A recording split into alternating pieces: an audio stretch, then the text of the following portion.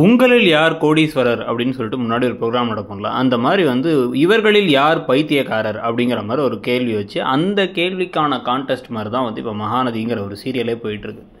விஜய் தன்னுடைய மனைவி சஞ்சலப்படுறாங்க, ஒரு மாதிரி யோசிக்கிறாங்க, என்ன நடக்குதுன்னு புரியாமல் இருக்காங்க வெண்ணிலா வந்ததுக்கு பிறகு அப்படிங்கிறது தெரிஞ்சும் கூட சர்ப்ரைஸ் பண்ணுறேன்னு கிறுக்குத்தனமாக செஞ்ச காரியங்கள் தான் இந்த இடத்துல கொண்டு விட்டுருக்கு.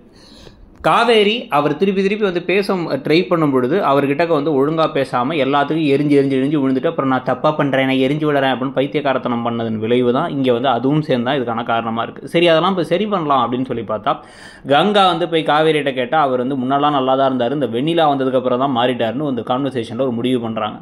முடிவு பண்ணி நீ தேவையில்லாத வேலை பண்ணிட்டா, வந்ததுக்கப்புறமா ஒரு மனசு மாதிரி தான் உனக்கு வீட்டோட துரத்தை பார்த்தாருங்கிறாங்க. இதுக்கு நடுவில் என்ன ஆகுது அப்படின்னா அப்படியே சோகமாக ஒரு விஜய் நிற்க தாத்தா உடனே நான் போய் இதை சரி பண்ணி பேசுகிறேன் அப்படின்னு கிளம்பி வர்றார். அந்த மனுஷன் இங்கே உட்காந்து எல்லாத்தையும் கூட்ட வச்சு உங்கள்கிட்ட பேசுகிறேன், அவன் செஞ்ச தப்பு செஞ்சுட்டான், அதை உணர்ந்துட்டான், இனிமேல் சேர்ந்து வாழ விரும்புகிறானோ அதெல்லாம் முடியவே முடியாதுங்கிறாங்க. இப்போ காவேரியோட அம்மா இப்போ என்ன முடிவில் இருக்கீங்க? அவங்க 1 வருஷம் வாழ்ந்தாங்க. இவர் இதுக்காக தான் முதல்ல ஒரு கான்ட்ராக்ட் போட்டாங்க, அப்புறம் ஒருத்தர் மனசை புரிஞ்சு இப்போ அவரே திருப்பி வேணும்னு நினைக்கிறாரு. அப்படிங்கும்போது சரிங்கிறத சொல்கிறத விட இவங்க என்ன நினைக்கிறாங்கன்னா அவ்வளோதான், அவங்க கூடலாம் வாழவே முடியாது, ஆனால் நான் அப்படி தான் பண்ணுவோன்னு இவங்களும் கோவப்பட்டு கத்துறாங்க. ஆளுக்கு இது குமரனும் எல்லாம் நடிப்புங்கிறாரு.